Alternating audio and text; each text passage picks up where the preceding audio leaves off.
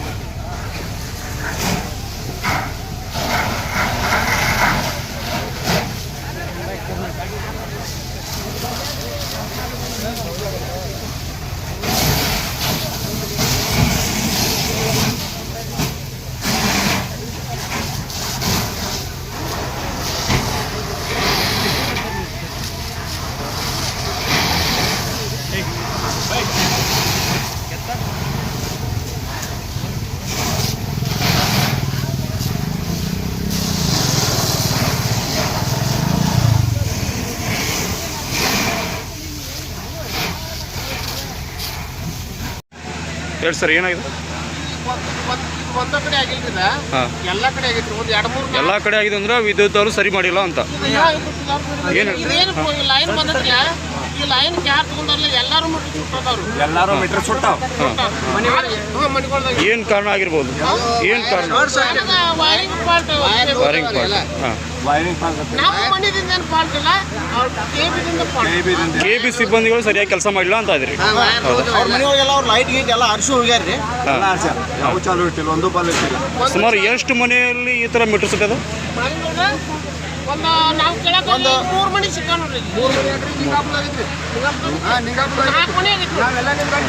ಬೀಜ ಇರೋದಕ್ಕೆ ಬಂದ್ ಮಾಡಿ ಬಂದಿದ್ವಿ. ಅದು ಹಿಂಗನ್ನ ಮನೆ ಬೇಕು ಅಂತ ಸಾಹೇಬ್ರ. ಲಾಸ್ಟ್ ಟೈಮ್ ಹಿಂಗೆ ಆಗಿತ್ತಾ? ಯಾವಾಗಾರ ಈಗ ಹಿಂದ್ಕೋ ಹಿಂಗೆ ಆಗಿತ್ತಾ? ಇದೇ ಫಸ್ಟ್, ಇದು ಮೊದಲ ಸಲ ಆಗಿದೆ.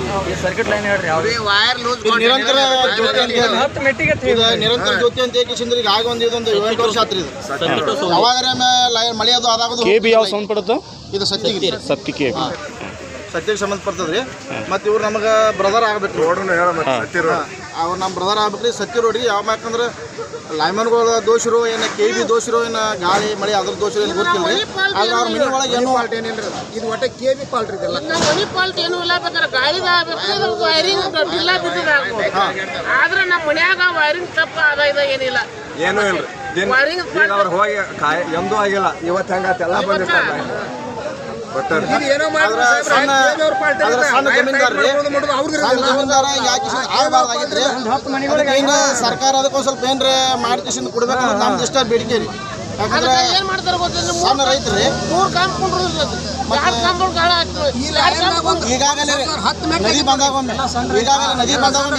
ಈ ಟೈಪ್ ಒಂದು ನುಕ್ಸಾನ್ ಆಗಿದ್ರಿ. ಪಾಪ ನದಿ ಬಂದು ಈ ಟೈಪ್ ಒಂದು ಅವಾಗ ನುಕ್ಸಾನ್ ಆಗಿದೆ 2019 2005 ಹಿಂಗೆ ಭಾಳ ಸಲ ಯಾವತ್ತೂ ಈ ರೈತರಿ ನುಕ್ಸಾನ್ ಹಾಕೋತ ಬಂದಾನ್ರಿ. ಅದ್ರ ಸಲುವಾಗಿ ಮತ್ತು ಅದಕ್ಕೆ ಏನ್ರಿ ಗೌರ್ಮೆಂಟ್ ಅವ್ರಿಗೆ ಅದರಿಂದ ಏನ್ರಿ ಅನುಕೂಲ ಮಾಡಿಕೊಡ್ಲಿ ಅಂತೇಳಿ ನಮ್ದು ಒಂದು ಬೇಡಿಕೆ ರೀ.